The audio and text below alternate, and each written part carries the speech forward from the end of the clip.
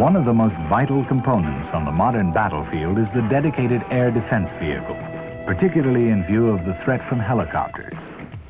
The latest and most advanced vehicle of this type is the Bofors Trinity.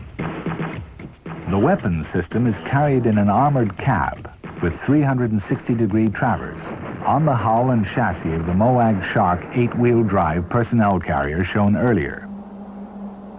A fully integrated fire control system gives the high-velocity 40mm gun precision accuracy, even against tiny targets such as anti-tank guided missiles at over 3,000 yards range.